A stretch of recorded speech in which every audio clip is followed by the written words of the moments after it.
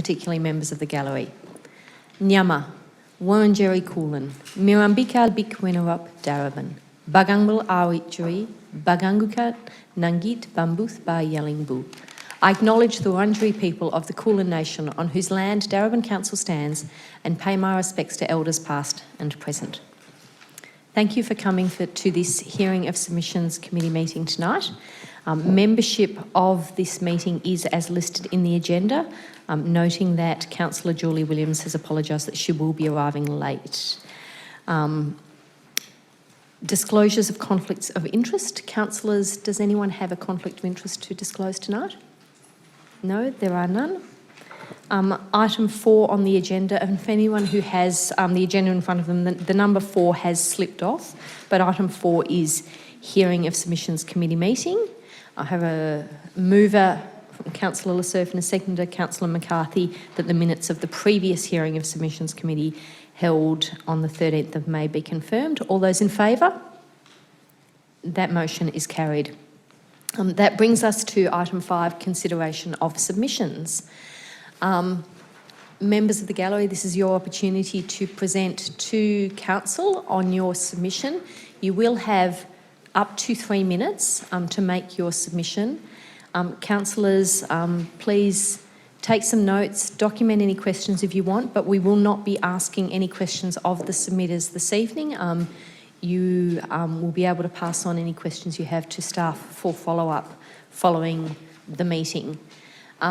There's lots of people here tonight, so in the interests of ensuring that nobody is here until 11 o'clock, we will move through the submissions fairly promptly. And so with that being said, I'd like to invite the first submitter to the table, David Toscano of the Northern Community Church of Christ. Welcome, David.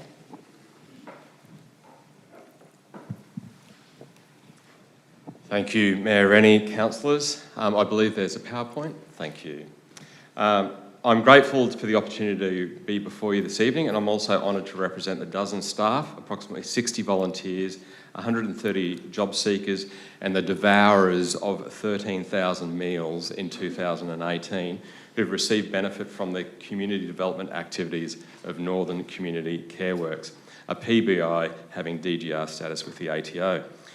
For 20 years, Northern has been, and if we go to the next slide, thank you. For 20 years, Northern has been there for the Darebin community, starting with a pool of volunteers and Thursday lunches for $2.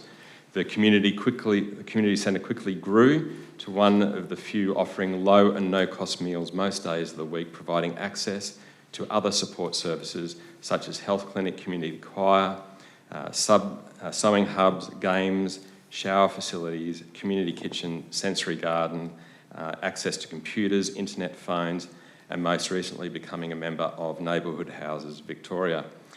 Shower facilities, a warm, welcoming environment in winter, protection from the extremes of heat in summer, with people arriving for morning tea and leaving late in the afternoon. It's a little wonder that people regard us as their second home, a home away from home, their second family. We provide a range of other crisis support services. We are acknowledged by Darebin Council staff who refer people down to us for a safe, supportive respite, providing food security, addressing social isolation, investing in mental, physical and relational well-being of our vulnerable community members. Over the past decade and a half, Darebin staff, council staff including Emma Hopkins, Tennille Summers, Philip O'Brien, Renee Fayad, Josie Goad, Sarah Kitchener, Fenellis Spilly, Lee Tosey, Joshua Dyker, Fatin Mohammed, Lenny Ryan, Donna Karmas, Benjamin Falil, Jennifer Louie, Ronald Spikers, Dara Quinlan and Aziz Cooper, just to name a few, have reached out to us for some form of help, and we've appreciated their interest and in what we have been able to achieve with them through Northern. Most of Darebin's elected representatives here tonight and Darebin's CEO have seen firsthand some of what we do, even if you do not know all the names and the stories of those beneficiaries of 30 our work. seconds. So much of the community development support we do relieves pressure on other organisations, increasing the capacity for those accessing our services to reinvest back into the Darebin community. For the past 14 years, the Darebin community and the City of Darebin have known us as a place that they can lean on. Now we find ourselves in a position where we need to lean on you. Thank you. Thank you, David. How impeccably timed. Thank you for that submission. I'd now like to welcome Miss Emily Hughes of the Darebin Youth Citizen Jury.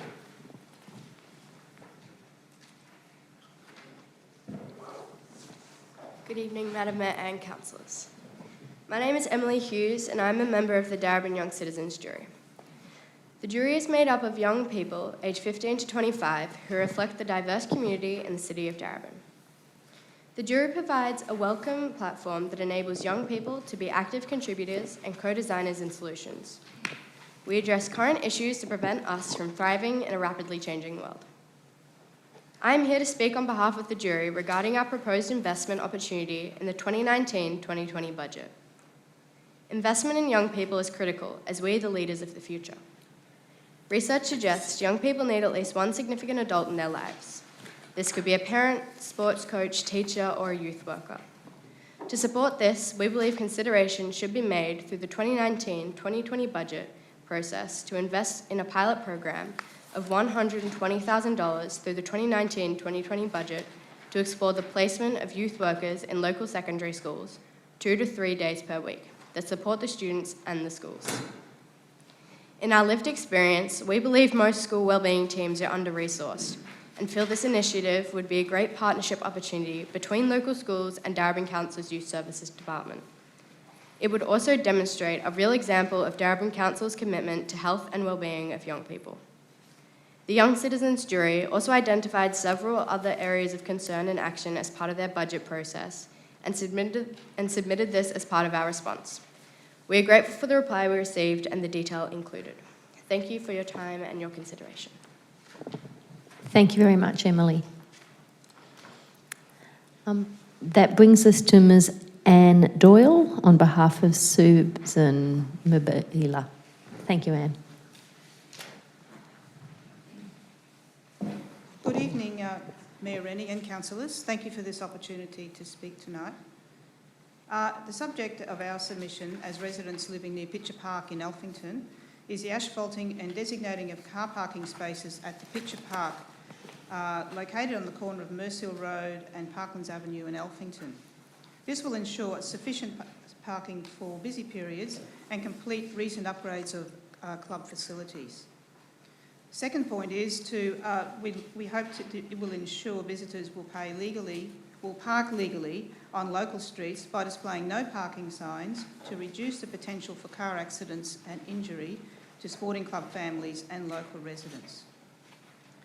We are concerned about the unsurfaced parking area adjacent to the club rooms as they are dusty and muddy and disorganised and detract from the appearance of the club. We also have concerns with traffic and illegal parking on the corner of Mersehill Road and Parklands Avenue, with the potential for accidents and injury to sporting club families and local residents. Every weekend, our visitors ignore the existing signs at the corner, parking too close to the corner, creating poor visibility. A sign is missing from one side of Mersehill Road and the double lines are no longer visible. There have been several near misses.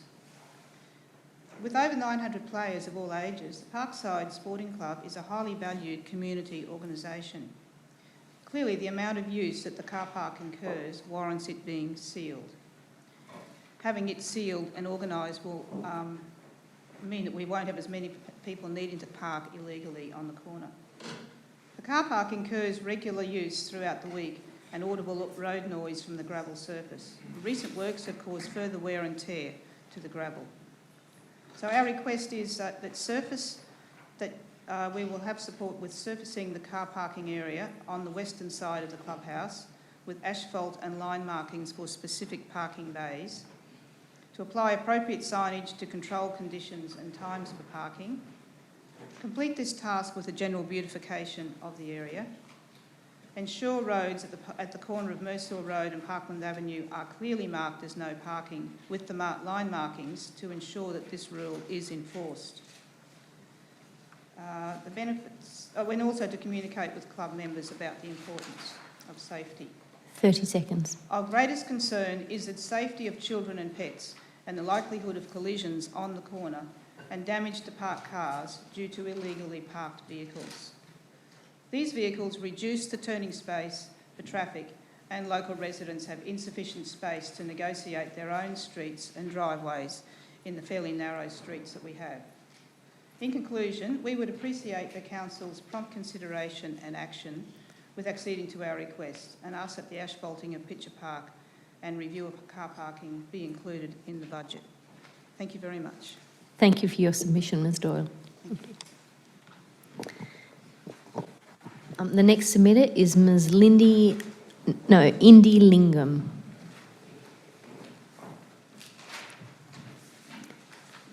Thank you, Mayor Rennie and councillors, for the opportunity to Mister, present sorry. some issues in the Alphington train station precinct. I've got a few slides, so whoever's doing the slides, we can go to the next one.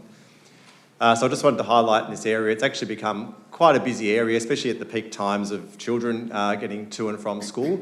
We've got the great new bike track that council put in a while ago, which is getting used. We've got the farmers market, there's a bus interchange train station, and probably most importantly, Yarralee Kinder and Alphington Primary School on the south side of Heidelberg Road, which is heavily used from people on the north.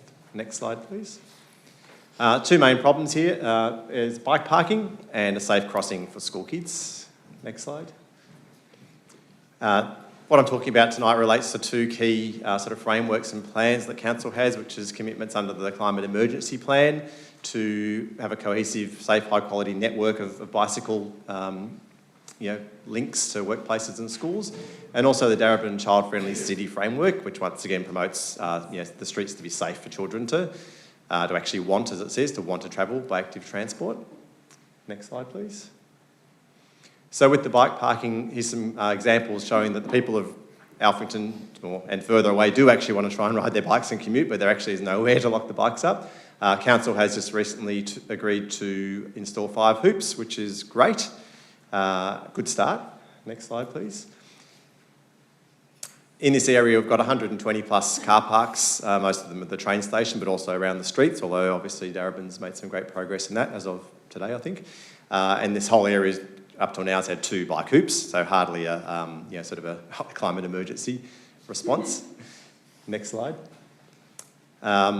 That's just showing where the current hoops are going on the left-hand side, and that sort of light piece of concrete, which is a perfect area there that won't encumber any cars or pedestrians. Next slide. And what I just wanted to highlight too, rather than, I guess, trying to move beyond just installing bike hoops where there's demand, let's actually try and really create a feature and incentivise people to ride their bikes. Let's make a statement that Darebin really values people who travel by active transport. Let's create some shelters over the bikes, A, to protect them, but also to send a message to everyone that sees them, that this is important and it is valued, rather than just installing some hoops on a spare bit of land that isn't used. Next slide. The second issue is the unsafe crossing at Urana and Wingrove. Next slide. 30 seconds. The problem here is you've got this great new bike track and you've got cars coming from 3 directions doing the crazy rat run in the mornings. So they're coming from the north to south as well as east to west, and then from west to east. And kids sort of head straight across, and then next thing they're faced with cars coming the other ways. Next slide. This photo really summed it up last week when I was there, of someone trying to get across the road, and this is a pretty common occurrence. And last slide.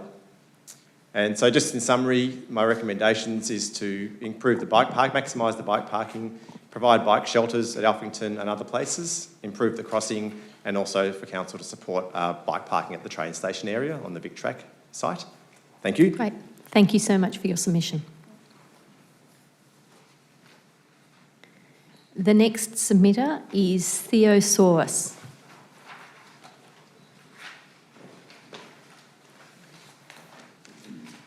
Welcome, Theo. Good evening, Mayor Rennie and fellow councillors. My name is Theo Tsuris. I'm an active committee member at Keon Park FC. Our club has grown exponentially in the last 3 years from a small dream which has become reality from a group of young and dedicated female and male committee members. Our vision was to bring Keon Park FC back to its former glory days back in the early 80s and 90s, which the club had over 300 players across all age groups. We currently, this year, have got a Melbourne City affiliation as part of our junior program, which has, this program is growing on a daily basis, and we're getting more and more kids interested in playing sports from grassroots level. This year we reinstated also our senior women's team and a refugee program where we're looking after underprivileged kids with a local English school in Collingwood. These two teams are fully funded by Keon Park FC, so all the registration uniforms inclusive.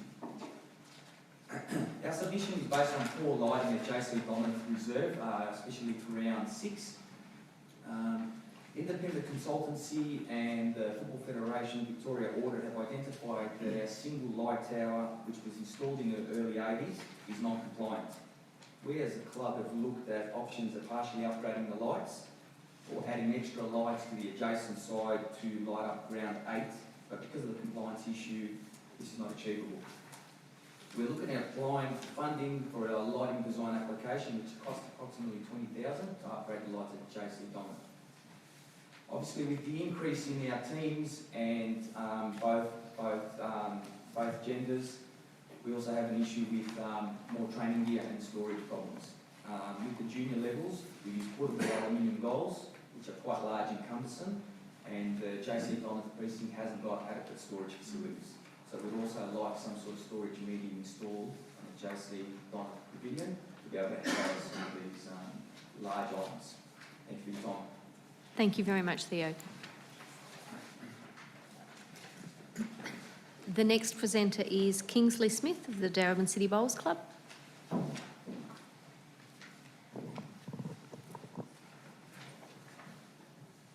evening, Mayor Rennie. Good evening. Thank you very much for the opportunity to speak here tonight on our written proposal and submission to you. Our submission is based on advice we've requested on obligations about the 2002 Heads of Agreement and our licence agreement with Council in 2004.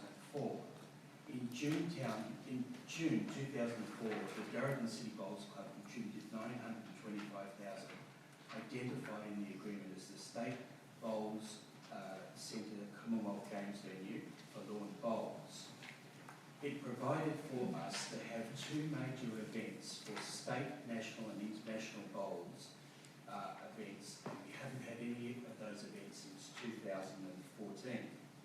As a consequence, we have faced quite a bit of hardship in having revenues to our bistro and function room and the opportunities to recruit new members because of this lack of having major events.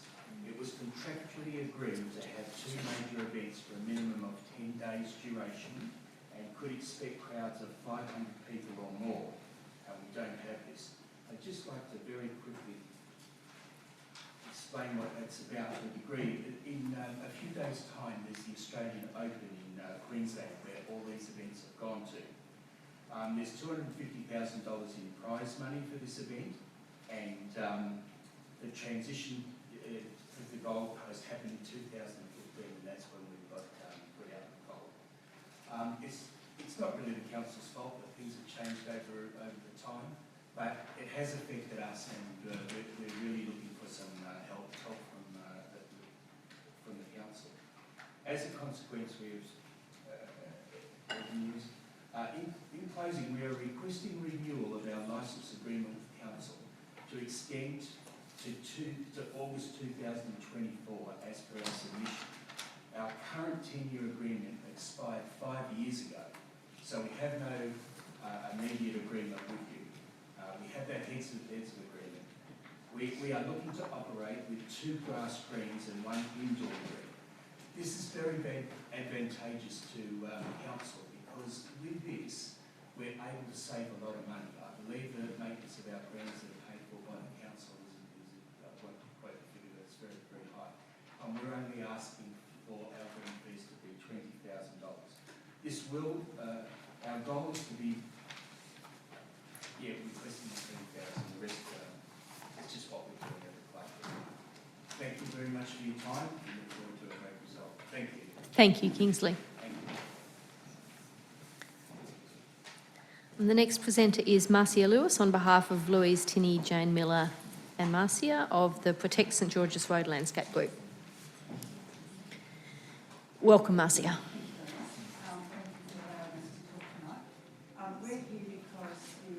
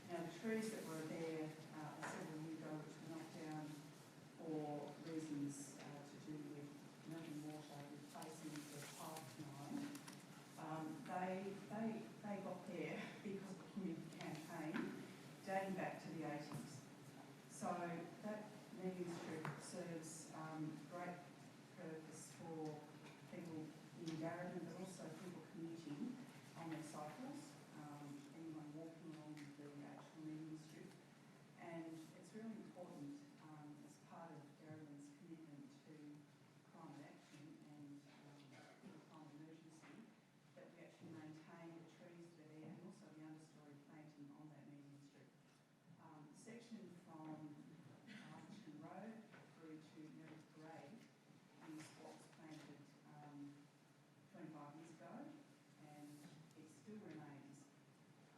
However, it's probably something that needs to be considered for part of the budget submission that we're talking about, because it needs to be maintained.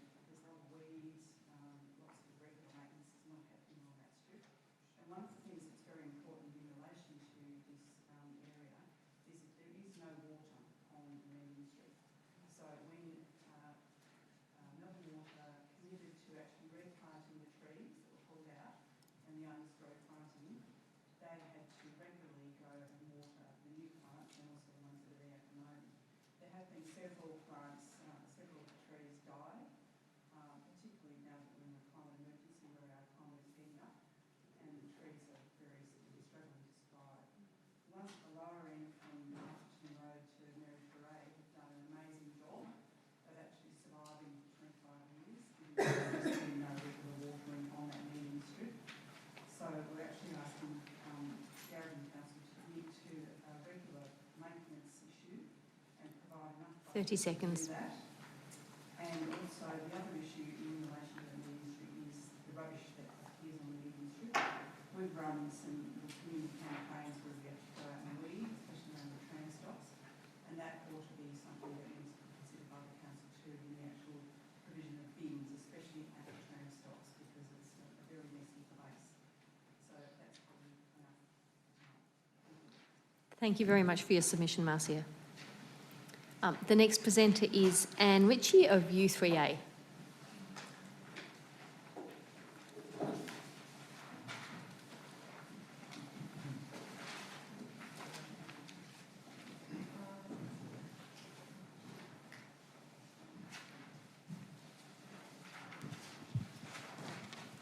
Hello, good evening, Mayor and Councillors. It's not Anne Ritchie, it's Annette Davis standing in for her. I'm a committee member of U3A Darebin. U3A Darebin's a not-for-profit organisation which provides lifelong learning and social connection for seniors who are over 50 years old and no longer in full-time paid employment. We provide mental and social stimulation which helps us to maintain the health and well-being of the Darebin older community at low cost.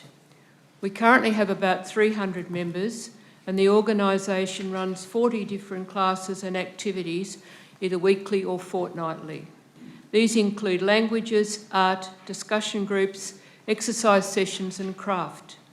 As well, there are intermittent excursions and forums where current issues and ideas are shared. All our tutors are volunteers in keeping with the U3A philosophy. Our aim is to keep our membership charge at a minimum so it is affordable to most people who wish to attend our classes and activities. In 2019, we raised our annual subscription from $45 to $50. This amount is in keeping with the fees charged by other U3As across the state. One of the big challenges we face is the need for more suitable accommodation. Thanks to Darebin Council, we have an office and a classroom at Fairfield Station where we run a number of classes. This space can only accommodate 12 to 15 people at a time, and classes are always oversubscribed. If we had more suitable accommodation, we could include more members. Many classes have to be held in rented premises, and this is expensive and difficult to fund on our membership income alone.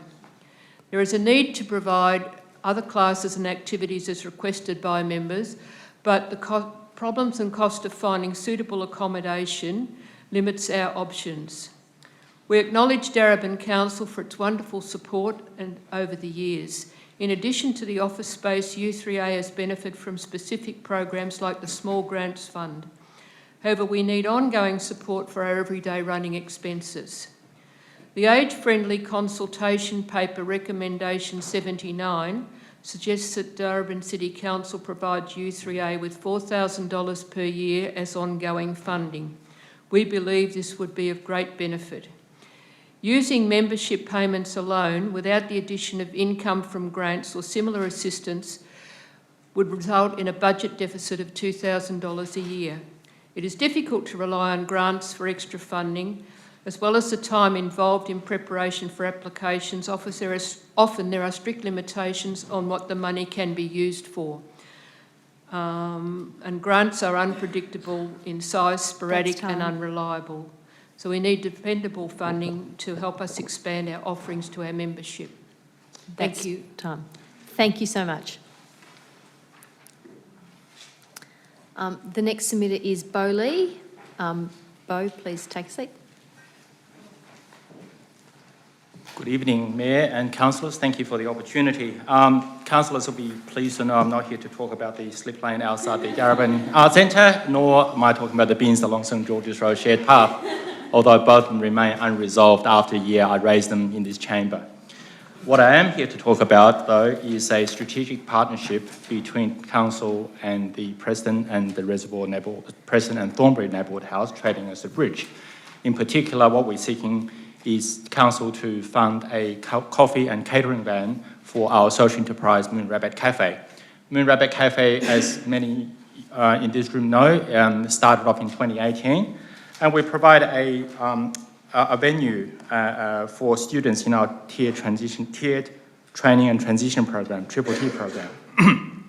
As its name suggests, the program aims to assist individuals who are having difficulties engaging in the training and workplace to make that transition into further studies or workplaces and to enhance their well-being and employment prospects. We have a strong sustainability credential. I think it was the cafe manager told me the other week that they produced less than one bag of rubbish throughout a week of cafe's operation. What we'd like to do is to enhance the operations of the cafe to provide additional services. And the timing is of critical importance because, as we know, the level crossing removals are being conducted along the Bell Station area. And there is a social procurement policy under the LXRA's program, and we have already held some initial discussions with LXRA, and we're actually talking to the social procurement team as we speak. It also provides a solution for Council's own social procurement program, where we can actually provide those services for Council's events and functions such as the Kite Festival and the Carols on Nations Park. The provision and the expansion of the Triple T program will allow us to take on more students, which provides further economic and employment benefits for those who are most in need in this community. And we're here to provide a positive impact for the community, just like the Council. It should be noted that this proposal aligns with 4 out of the 6 Council's own strategic goals of sustainable city, opportunity to live well, strong community, and involvement of our diverse community. We have a proven track record, which Councillor would have read already. What I also like to highlight is that we're here to open to any further discussion with the Council about how we might operate this van and how we might operate the financing of that particular vehicle. While this is a significant investment, we believe we can provide social dividends much greater than what you're investing in. So I wish Council to give due consideration of that particular proposal and welcome any further discussions on this particular submission. Thank you. Thank you, Bo. The next submitter is Graham Hamilton of the Darebin Creek Management Committee. Welcome, Graham.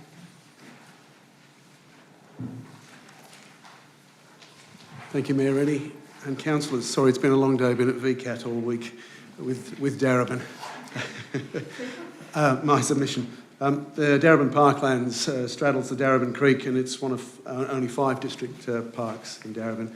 It's managed on behalf of Darebin and Banyule councils by the Darebin Creek Management Committee, and our committee includes community groups, Darebin Parklands Association, the Friends of Darebin Creek. In managing the parklands, we have significant legacy issues from the quarry and tip, and that requires very careful and strategic management. We have operated under master plans for the past 20 years. We have now been 11 years in the current master plan. It is well and truly out of date, and this is about a new plan. We've seen major change, and particularly with the opening of the shared trail all the way down to the Yarra and an extension to the north. It's been phenomenal. The increase in traffic has been wonderful, but it's an issue for us to manage, as is the increase of school visits and bush kinder. Come and see the Bush Kinder kids sometime. It is just absolutely wonderful. I love it. The submission is matched by Banyule, so they have money of an equal amount already allocated and rolled over till the next financial year. And it's envisaged that the funds would be used to engage a suitable company, landscape architects, urban designers perhaps, manage a process particularly of community consultation, which those of you who've been around a while might have realised was quite fractious when we did the last one, and we want to try to avoid that, and we have a new community and new means of getting out there to them. We want to ensure we've got key stakeholder input, expert assessment. We want to know if we're on the right track. We want to know for the changing community and the uncertain environmental future whether we're doing the right thing and whether the money that's coming to us is being well spent and best spent for the community and environmental outcomes. And probably the best part about this submission is that we're not asking you to give the money to us. We're asking for you to reallocate the money internally to match that money coming from Banyule, and you manage the project and we contribute to it. So you have control, you make sure that it's accountable to your ratepayers. Thank you. Thank you very much, Graham. The next submitter is Ben Baker. Is Ben here? No, I'll just note that Ben's not here and we'll come back at the end if Mr. Baker's arrived. Thomas Harris.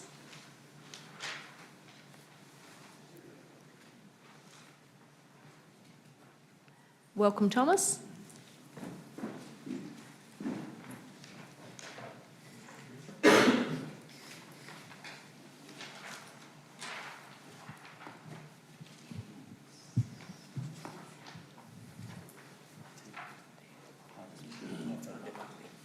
Thank you.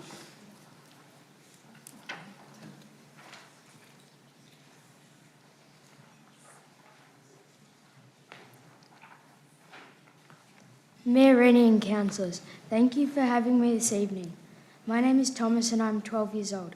I have recently started skating and have visited numerous skate parks. My submission is about the Reservoir Skate Park as shown in Figure 1 in your handout.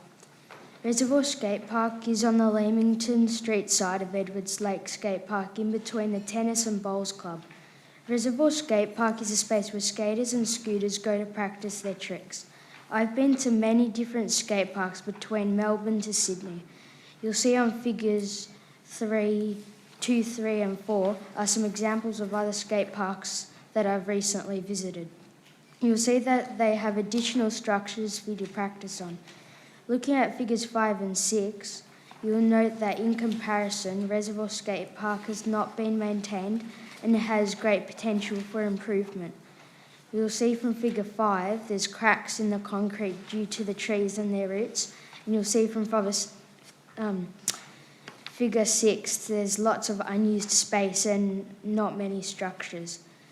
With the large space we have to work with, there are many opportunities for improvement, including a half pipe and more ramps could be added, the cracks could be filled in, and the ground re-levelled, a bowl and rails for grinding installed. These improvements line up well with points 3 and 6 of the Council's annual proposed budget. Point 3, which covers improving recreational facilities across Darebin, and point 6, which covers improvements to Edwards Lake Park, the athletics track, are also related to improving our outdoor spaces to get the community active. By improving the Reservoir Skate Park, you will promote more people to get outdoors and get kids like me off their devices. Thank you for your time. Thomas, thank you very much. Thank you very much for that submission. The next submitter is Russell Hoy.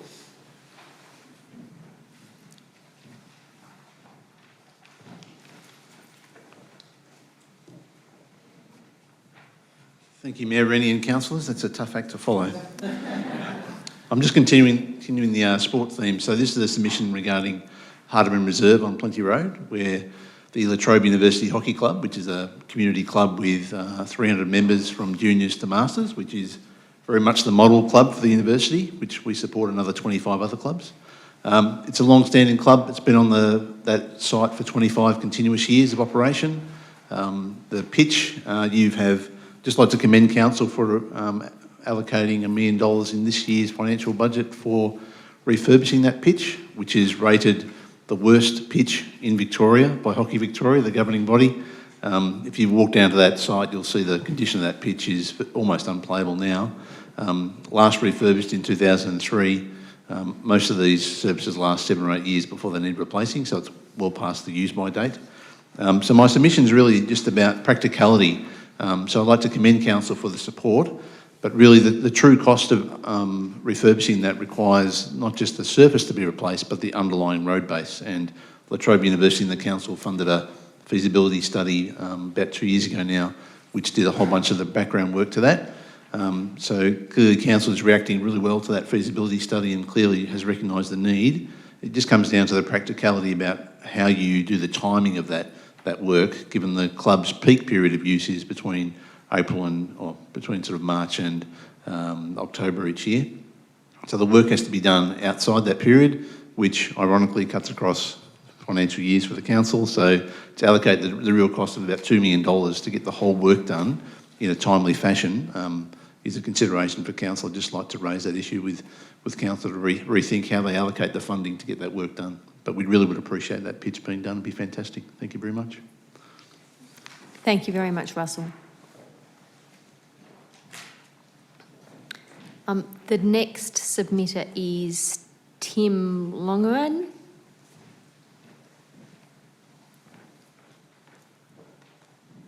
Welcome, Tim. Thank you. Good evening, Mayor Rennie and councillors. My name is Tim Lonergan and I'm following up from Russell Hoy. I'm the president of the La Trobe University Hockey Club. So my submission is on very similar lines to Russell. However, I'll give you a bit more background about the club. As Russell said, we are a university-based club, but we've been on KP Harden Reserve for 25 years now, and we've now we've had juniors for the last 8 years, so we've gone from having about 100 members to almost over 300 members, including our juniors, starting at the hook into hockey age, which is equivalent to the Auskick in AFL, right up through to we've got four masters teams, including over 50. So we cater for all age groups, men and women. And as Russell says, our ground is rated as, if not the worst, one of the worst in the state. It is almost down to unplayable levels. And we do thank the council for the support they've given us over the last years. We've tried to get the resurfacing done and acknowledge that they have provided money for this budget. However, we have been told there is a little bit of a shortfall. So as Russell said, we're just asking, could the council consider doing the whole refurbishment over this financial year, so it can be done through the October to the March month, which are technically our off-season. We'll be able to find alternative areas to play. If it's done any later, it will impact our season significantly, which would have great effects on the club. So thank you for your time this evening, and thank you very much for the support over the last year too. Thank you. Thank you, Tim.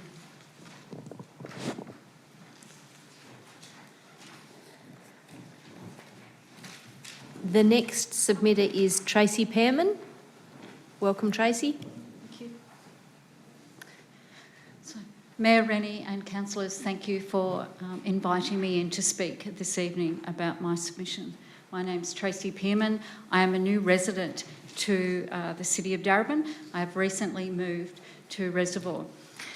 I have a little dog. Every morning we take our little dog for a walk, and this is the sight that we are greeted with. We walk the block, we walk across Broadway towards the Velodrome. This is the car park near the Velodrome and the Preston Cycling Club. As you can see, there's a lot of litter there, plastic drink bottles, disposable cups, serviettes, takeaway containers. Just outside of this shot is some picnic tables and some bench seating that have been put there to encourage people to sit in the park area, to enjoy the trees and the bird life, and to obviously have a picnic, but there are no rubbish bins. You walk through the park. Could we have the next slide? You walk through the park to there's some swings there that have a couple of rubbish bins, but if you walk a bit further towards the senior citizens, again, a lovely grass area with some nice trees and no bins. And again, more litter. I took all these photos this morning, okay? These photos haven't been taken over months. This was just on my walk this morning. have the next slide? So again, down past the senior citizens, more rubbish, no rubbish bins. There's a lovely bike path that you walk from Strathmerton through the bike park to get towards the Kingsbury Bowls Club. A lot of foot traffic and push bikes through there. Again, no rubbish bins, but plenty of rubbish. Again, water bottles, takeaway food containers, general waste. The could we go to the next one? Thank you. Oh, that's a very dark shot. It was still a bit dark this morning when I was out walking. It was pretty hard. Just in front of the Kingsbury Bowling Club there again, a lovely park area, gorgeous place to go for a walk or to have a picnic. The rubbish, I tell you, I can't believe it. It's appalling. Right near this shot, there are 2 bus stops. People sit there waiting for the bus, have a drink. Guess what? No rubbish bins. So we walk, we keep going up Dunn Street, all along the footpath, in the gutter, on the curb, rubbish. There are no rubbish bins. You got, right? I'm here to ask you to put in some rubbish bins. Could we have the next shot, please? Could we go to the last shot, the last one? So again, oh, there's my little dog. My little dog, he likes to pee. If he's not peeing, he's putting it in his mouth. So I'm spending the whole time going, get that out of your bloody mouth. It's time to go home. Please, could we just have some rubbish bins, some general waste and recycling would be great. My husband and I have been spending our walks picking up the rubbish, and you go, Thanks, okay, Tracy. there's no bin. That's time. Thank you. Thank you so much for your submission and for your presentation that you've put together today. The next submitter is Francis Trimboli. Welcome, Francis.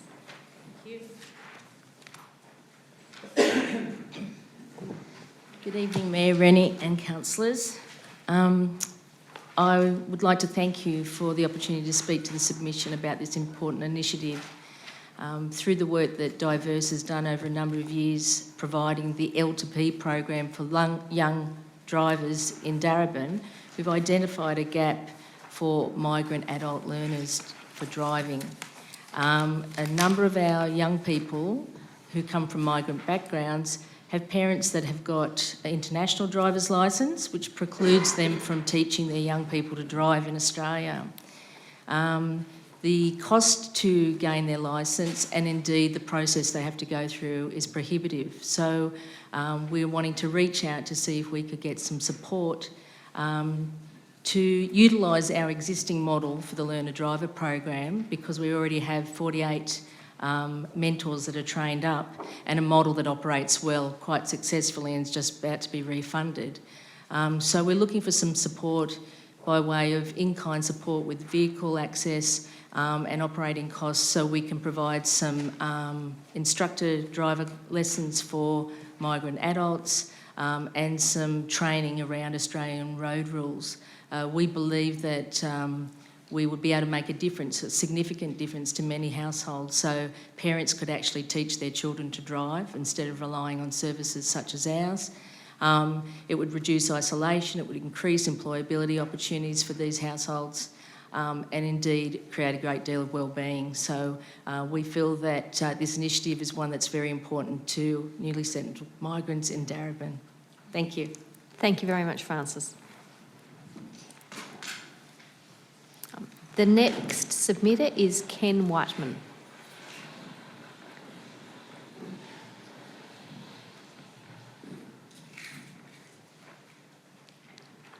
Welcome, Ken. Thank you, Mayor Rennie and councillors. I'm here on behalf of Ivanhoe Grammar School, which has recently opened a Year 9 campus at La Trobe University in the terraces on the border of Darebin and Banyule councils, but inside the university boundaries. But we do interact quite heavily with Darebin, and we have 2 submissions tonight. I've put fairly detailed paper together and been working with the council officers. The first one is to look at some of the traffic controls along Springthorpe Boulevard. We have approximately 225 students at the campus, and about 100 of those cross Springthorpe Boulevard, which is quite a busy road. We've worked pretty closely with the Springthorpe Owners Corporation Committee, and they share our view that something needs to be done for safe pedestrian crossing. We've had a traffic engineer, 1 Mile Grid, prepare a detailed report where they have analysed all of the traffic issues in relation to pedestrians. We've got no issues with cars. We worked closely with the community there. We've been operating for over 6 months and we've had no complaints about the car pick-up and drop-off, which is quite good given the number of vehicles that enter and exit every day. But there is a dangerous pedestrian crossing. We've put in a submission. We've been working with your traffic engineers. We think it's about $25,000 to put in a zebra crossing and some appropriate signage, and also some school signage in the area to drop the speed to 40 kilometres an hour during school times. So that's the traffic issue, which is really just a safety issue for the Year 9 students. The next submission relates to the use of the Springthorpe Village Common, which is a council park, for PE classes. The school would like to upgrade or work with council to upgrade the facilities and are prepared to make a capital contribution to install irrigation and also a half basketball court. And we believe that through working with council officers that's part of council strategy moving forward, but isn't on the program for this year. The fact that we've got all these students operating out of the school now, we believe justifies fast-tracking it. As I said, we're prepared to contribute both capital and also enter into an agreement with council. We're looking for about 10 hours a week to be able to lease it for PE classes, and again, the school is prepared to commit an annual lease payment to help with the upgrade of the facility. It's a wonderful experiment that we've undertaken. We've signed a 25-year lease with La Trobe University. We believe it's the first and only high school campus contained within a university complex in Australia. And we think that's a terrific opportunity for the school, the university and the municipalities of both Darebin and Banyule to create a wonderful facility. Thank you. Thanks for your time. Thank you for coming tonight. Next, we have Angie Davidson and Leanne Collin speaking for Chris Duro.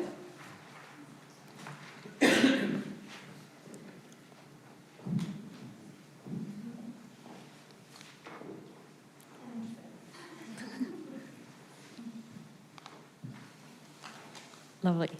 Welcome. Thank you. We're from Darebin Neighbourhood Houses and Chris is from Friends of Backhoe. Timor-Leste is one of our closest neighbours and it's one of the poorest countries in the world. Most people live on less than $1 a day there. It has had 400 years of Portuguese colonial occupation and then experienced a brief but brutal Indonesian occupation. As you know, Darebin is one of 15 councils in Victoria with a regional support agreement in place in Timor-Leste. Ours started in the year 2000. Darebin and Yarra's friendship group, Friends of Backhoe, has worked effectively over 19 years to support our Timorese neighbours. Along the way, it has established genuine friendships with key community leaders.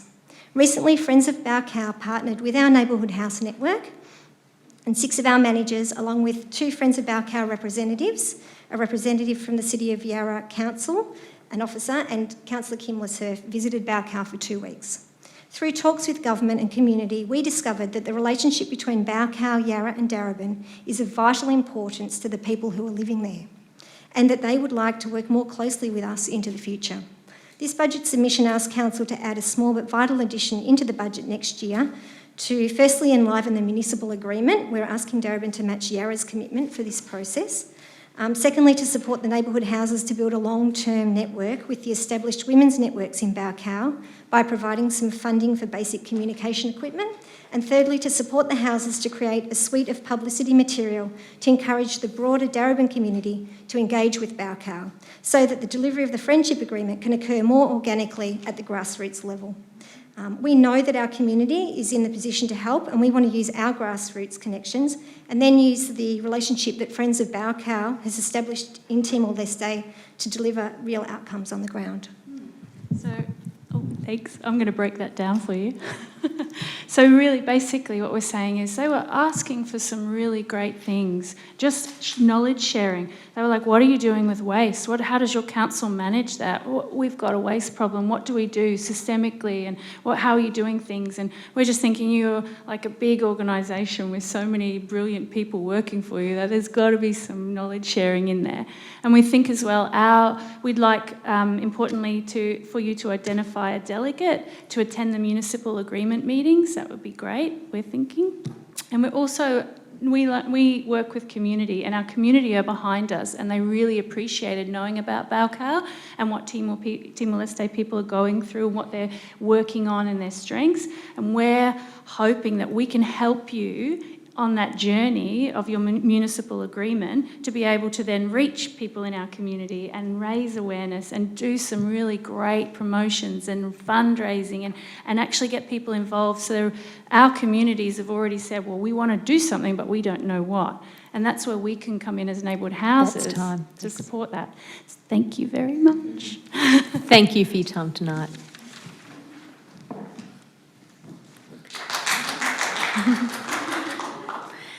The next presenter is Mr. Keith Coffey. Keith, please come up.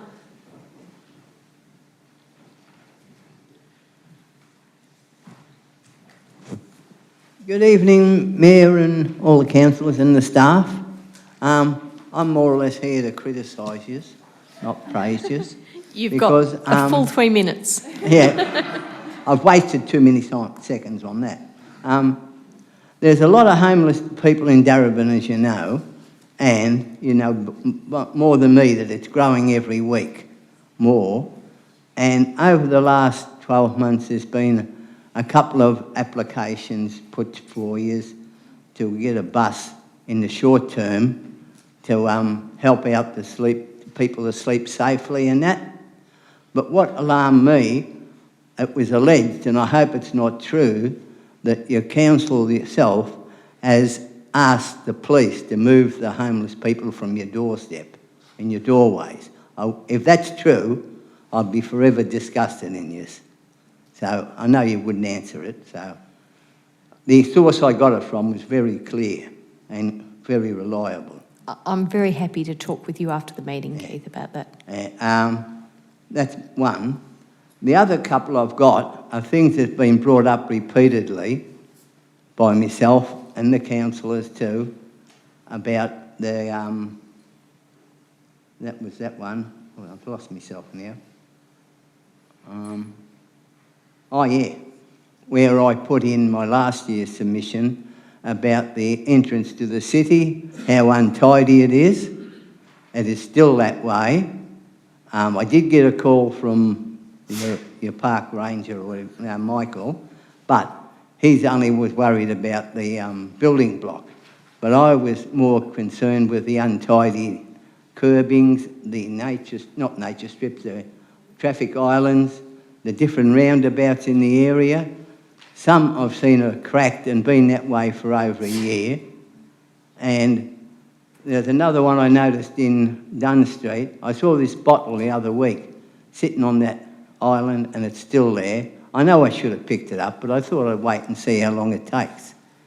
And the other one is about the lack of staff that I reckon you've got, ground floor staff. That's been repeatedly here.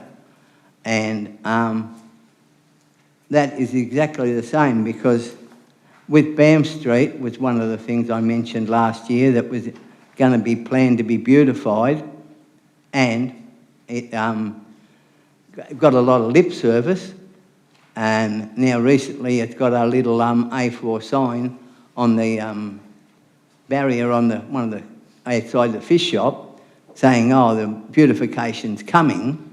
But this blessable tree that's a tripping hazard, it's got drops these big gum. Thanks, Keith. Things. That's 3 minutes. But that is something that's things. And I've got a letter here. I'll take an extra second. I've got a letter here that I got on the 25th of February about the same thing, saying that it will be attended to. It's been cleaned twice in that time, but it's still, just whether the wind's blowing or not, the stuff falls, and it's a damn tripping hazard. Thanks, And Keith. that letter said that the reason it wasn't So- done is because you haven't got enough staff. So Thanks. I think We'll it's okay. follow up on that also with you. Thank you for your submission tonight. The next submission is from John Nugent.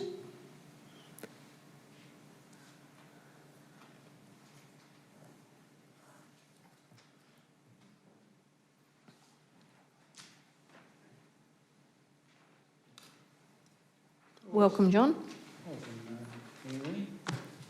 I've got 4 different subjects. Do I get 3 minutes each, or...? No, you don't, So I'm I've sorry. got to talk on 4 different subjects, and I've got 3 minutes to... You do, do that's right. justice in it. Yep. That wasn't pointed out to me when I spoke to Mr Cochran. He just...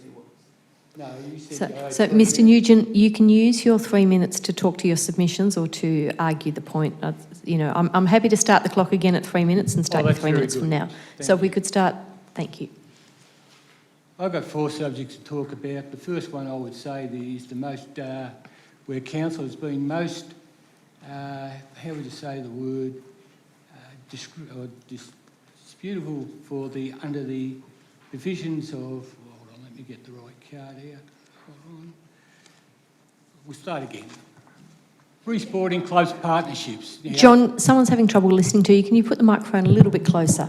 Yep, sure.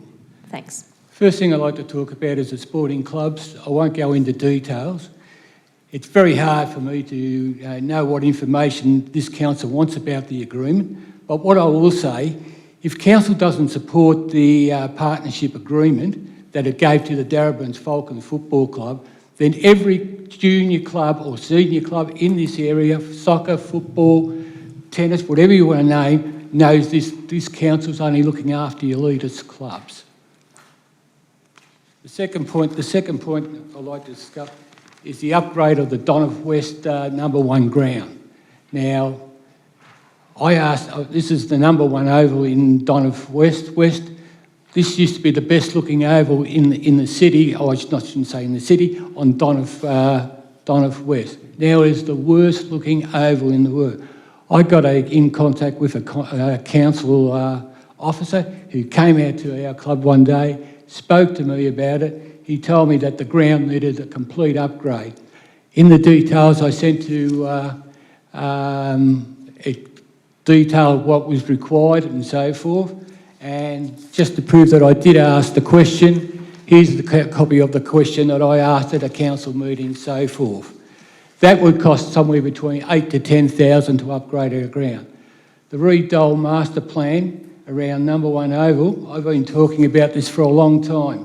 And unfortunately, council seems to be going along one part of the reserve, going down the other side and missing the southeast corner where my club is situated.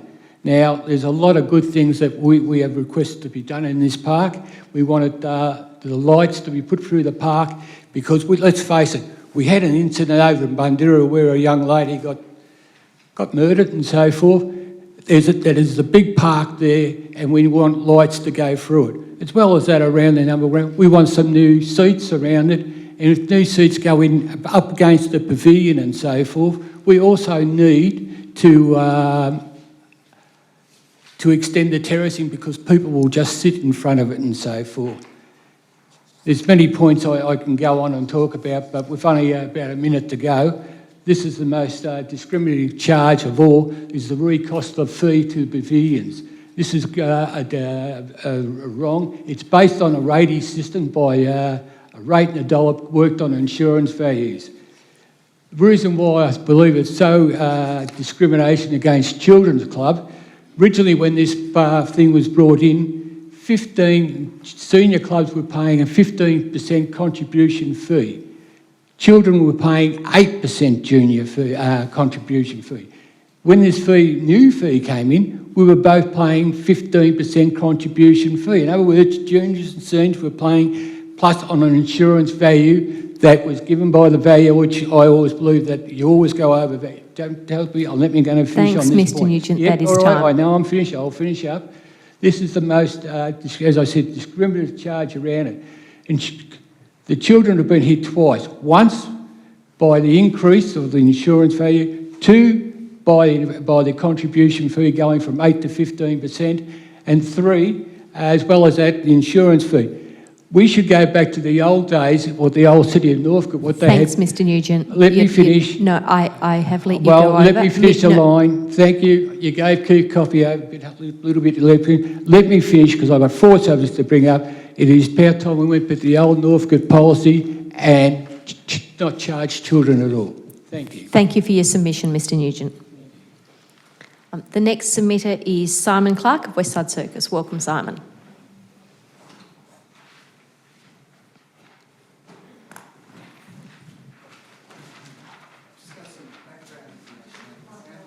We'll get someone to pass those out for us.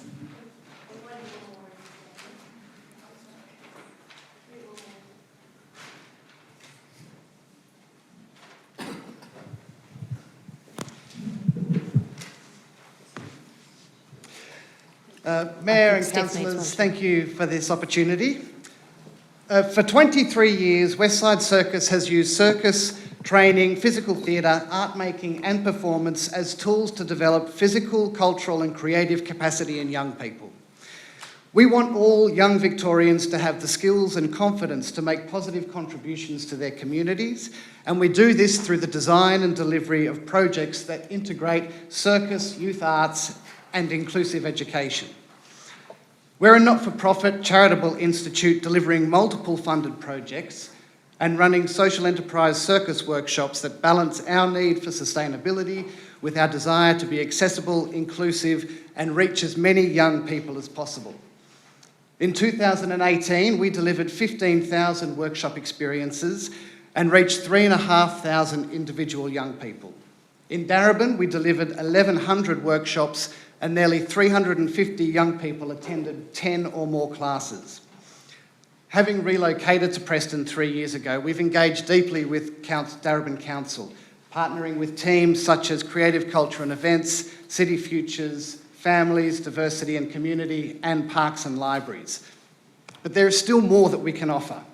A partnership with Council through an ongoing funding agreement would build our profile and enable us to repeat successes we've had in other municipalities here in Darebin.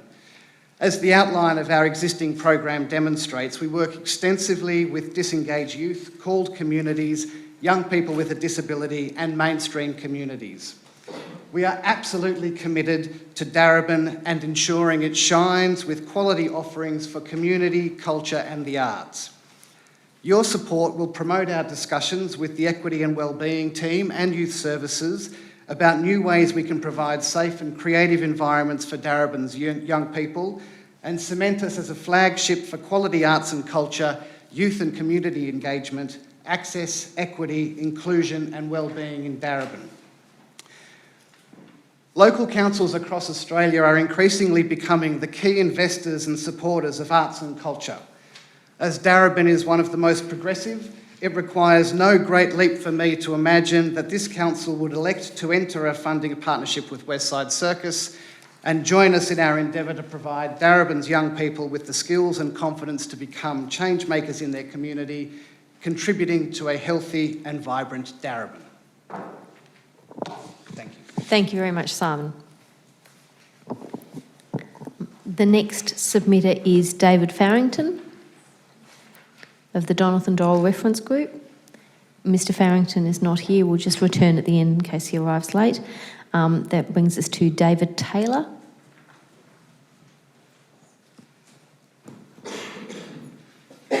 Welcome, David.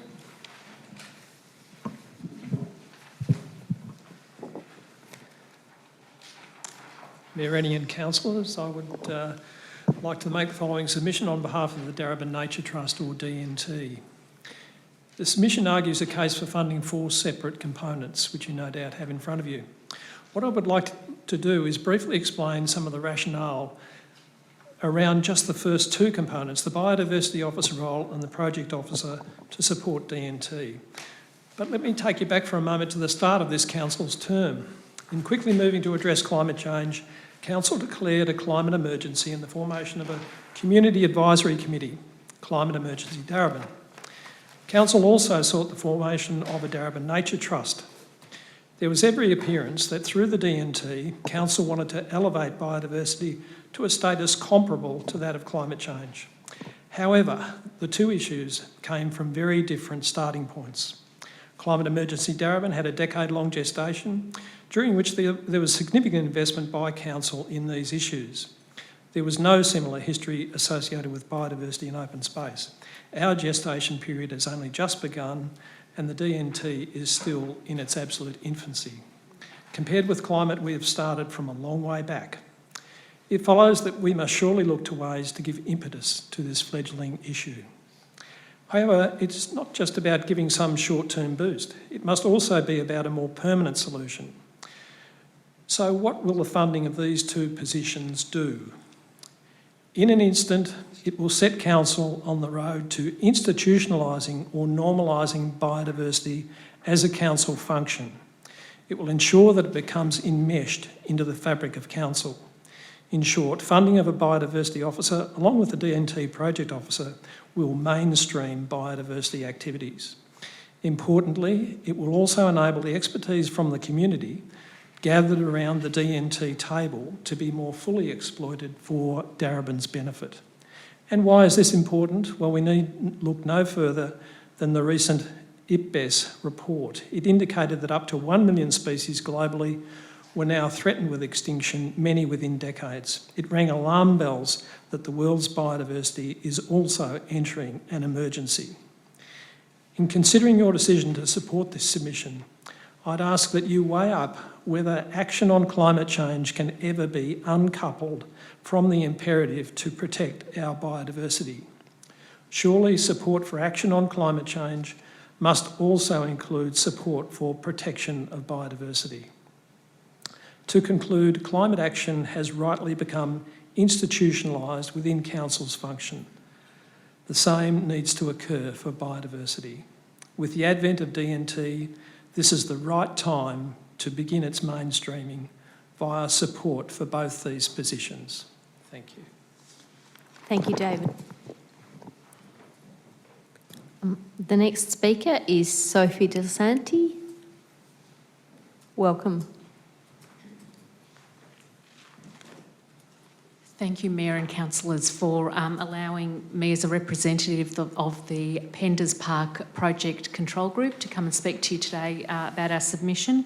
Firstly, I'd like to especially recognise the support from Council and in particular Councillor Trent McCarthy, who's enabled us to develop a community-led planning process in which 8 local residents within Thornbury Preston have been able to drive engagement within our community to master plan Penders Park, which is our major neighbourhood park, and deliver into the future an all abilities play space and changing places toilet. The Penders Park Group supports and thanks Council for the allocation of $300,000 in the 1920 budget for the build of the Penders Park Playground, and would like to consider whether there's opportunities to increase that budget so we're able to deliver the full play space. At this stage, that budget, with the works that we've been undertaking, the draft plans that we've developed, has indicated that that only enables half of the budget that's going to be required to deliver this play space. We request that the full $600,000 be allocated to the project to ensure that the community is able to achieve its vision of this all abilities nature play space. We're also seeking funding to rebuild the current toilets, and in particular to enable us to put in place a changing places toilet. And the reason for that is it was one of the highest elements that was identified by residents, and particularly looking at ensuring that we have an equitable space where children who will be coming to play and others that are enjoying this space, anyone, whether you've got high needs or not, will be able to use that space. And that would potentially require us to access a further couple of $100,000 to ensure that we fully complete the master plan and achieve that vision within this financial year. Thank you. Thank you, Sophie. The next submitter is Adrian Whitehead. Welcome, Adrian. Thank you, Mayor and councillors, for having me speak tonight. Thanks very much for the opportunity of speaking here tonight. Firstly, I must congratulate the Darebin councillors for being the first government in the world to fully acknowledge we're in a climate emergency in a formal way. Today, over 550 governments have followed Darebin's lead and done the same. This includes many councils, but also the Republic of Ireland and the Australian Capital Territory. This is a fantastic result. This would not have happened if Darebin did not take the lead in 2016, and you can all be proud for supporting that.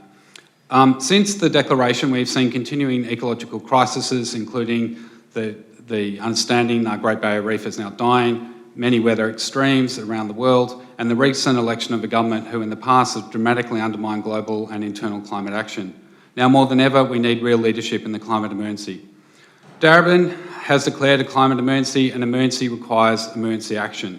Darebin's current emergency plan commits us to maximum protection of people and other species and to restore a safe climate at emergency speed.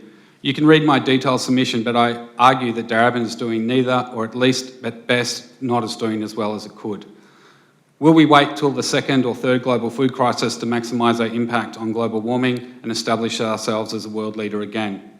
I call on Darebin councillors to both consider the scale of funding of the Darebin climate emergency response and the series of detailed proposals from myself and others speaking here tonight and not speaking here tonight about funding a more effective response. Of my proposals, I wish to highlight the following. One, I wish Council to reject the Council Administration's proposal to hamstring the Climate Emergency Darebin Advisory Committee by the rejection of its budget proposal just as Darebin Climate Emergency Darebin sought to operationalise. Two, provide the budgetary capacity to establish an external organisation to undertake key elements of Darebin's climate emergency response, and to do that in this budget. I ask you to consider my submission as proposals in an ethical and moral frame of maximum protection of our community and current and future generations, or at least risk minimisation. Finally, under enabling law, Victorian councils have a legal obligation, and I quote, to endeavour to achieve the best outcome for local community having regard to long and cumulative effects of decisions. I ask, will you be able to look back on your decisions around this budget in 10 years' time and say to your children or even a court that yes, these decisions were the best you could make? Thank you. Thank you, Adrian. That brings us to Suki Stein-Brown. Welcome. Hi. Thanks, Mayor and councillors, for letting me speak tonight on behalf of the Preston Bullants Junior Football Club. We're the proud recipients of the City of Darebin Sports Club of the Year 2018. And can we have the next slide, please? Our club's mission is to make our club accessible to everybody and welcoming. We strive to maintain and strengthen relationships in accordance with our values. We nurture the physical and mental well-being of our children, and we provide an environment that facilitates the personal development of our members and encourages them to behave as good sports. Next slide, please. We have 363 player members, including AusKick, 45 of which are female player members. We have a committee which is an equal male and female membership, and they're representative as a club of Darebin's diverse community. We're here tonight requesting that we council develop a detailed design from the concept design which has already been developed for the pavilion at HP's War Park. We're thankful to council for doing the concept design, which we think is fantastic, and also for funding in 2 years ago for some emergency works to be done to the rooms so that they were brought up to a standard that was reasonable. We also feel we need a boundary fence for the park to keep the players separate from spectators, which is very important in junior sport. And we also have a safety issue where at the south goals, the balls keep going over the fence into the Melbourne Polytechnic parkway, and we have no way to access the balls. Next slide. Our contribution to HP's Wild Park already is that we are building an electronic scoreboard. The funds for that were raised through grants and fundraising through the club. We have regular working bees to maintain the state of the rooms as they are at the moment, and we also employ a weekly cleaner. At the moment we have over 500 players a week going through the rooms, which equates to over 10,000 over the winter season. So that's a lot of traffic for very, very small rooms, and there's 2 male toilets, 2 female toilets, 1 public male toilet and 1 public female toilet. And that's just the players, that's not spectators and families. And if council were to approve the detailed design, we would then continue to fundraise and apply for grants for approvals of the pavilion. Next slide, thanks. Our aims are to create a physical centre heart of our community. At the moment, it's not female friendly or DDA compliant, and the away rooms are slated for demolition because they contain asbestos. So thank you. Please refer to our submission for more details. Thanks for your time. Thank you, Suki. The next submission is Kathy Harvey and Sophia Cotonidis. I believe that they may have left, so follow up. And so the next submitter is Chris Lombardo.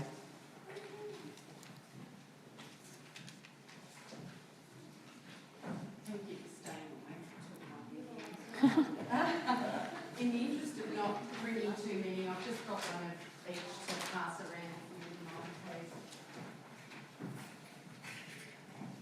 This will be short and sharp, I promise you. Mayor Rennie and councillors, thanks for listening to my submission tonight, and I know that there's already been one from the bridge, and I hope you understand we have 3 sites and 3,500 people coming through our doors a week now, so we've got a lot happening, so I think 2 submissions is okay. I think you're all aware that 3 years ago Preston Neighbourhood House merged with Thornbury Women's Neighbourhood House, and we're now known as the Bridge. As part of that merger, we inherited a computer lab that was an add-on to the Leinster Grove Hall. We now manage the Leinster Grove Hall facility too, and shortly after we merged, we realised that we didn't need another computer lab, but we desperately needed an arts hub. There was a huge demand for the pottery classes at the Thornbury Women's Neighbourhood House, but we could not accommodate more than 50 students in there.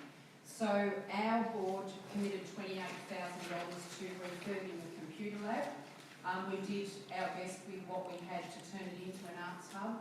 We invested in a $15,000 kiln and new storage downstairs. As a result, we've now got over 90 pottery students, and we run the cheapest ceramic classes in the north. We are trying to keep it inclusive for everyone. We don't want our programs to become exclusive. And in fact, we have a goal in our new strategic plan to not increase any fees before 2021. And so importantly for us to do that, we can't invest in infrastructure. Our problem is the floor. We didn't have the funds when we refurbed to put down a vinyl floor, and it was carpet, and council didn't have the funds at the time either, understandably. So that picture shows what we did. We crawled around on the floor ourselves, and we laid plastic sheeting over the top of the carpet. We used a double-sided tape and gaffer tape on the top. It's been great, it's worked really well for 2 years. It's now peeling everywhere, and we're also now running Arts for All Abilities. We've got, I think, 9 wheelchairs in there each week, and a lot of people with mobility aids. So we've now got tripping hazards, and we just can't accommodate everyone. We've got waiting lists for our these classes now, but until we do something about that floor, we really can't have more people in there. So I would thank you if you would consider replacing our terrible floor with vinyl floor now, and we can continue to provide those classes to a wider community. Thanks,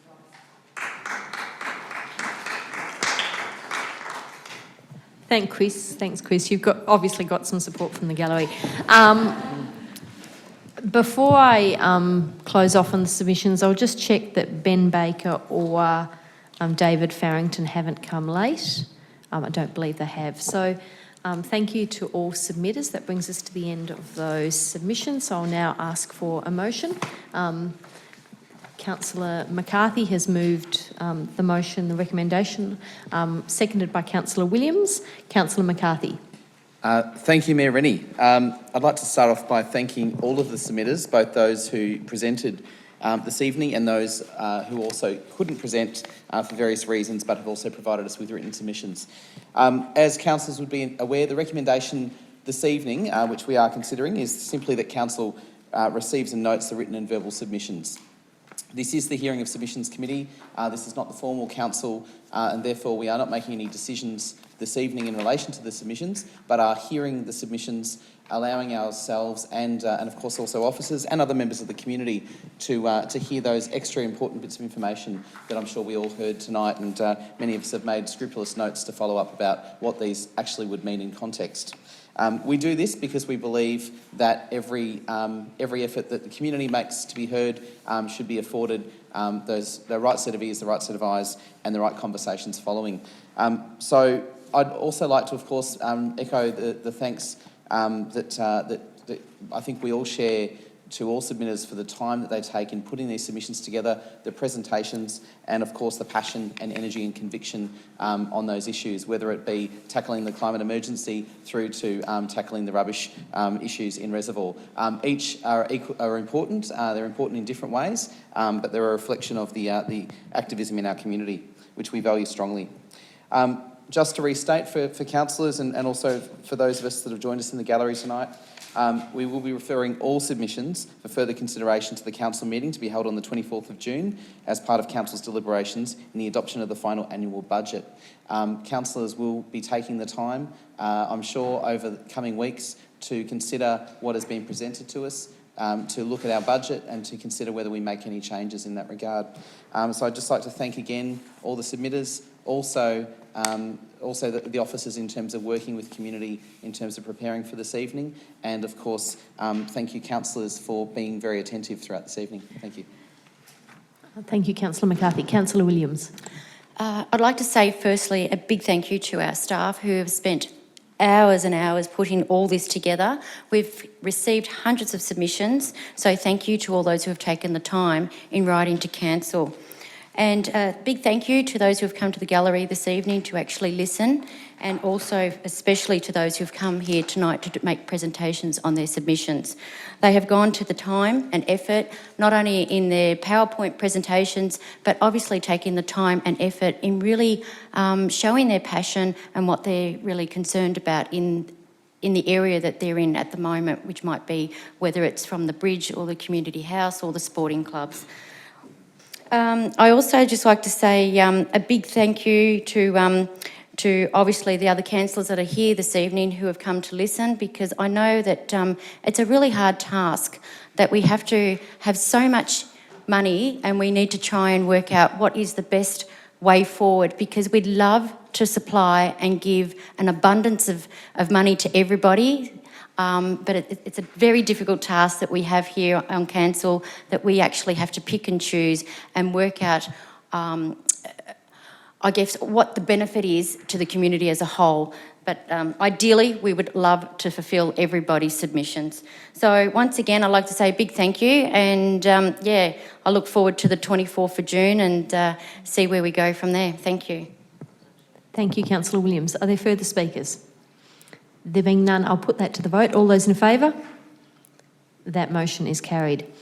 That brings us to item 6, which is close of meeting. So I declare that the meeting is closed, and thank everyone for their time.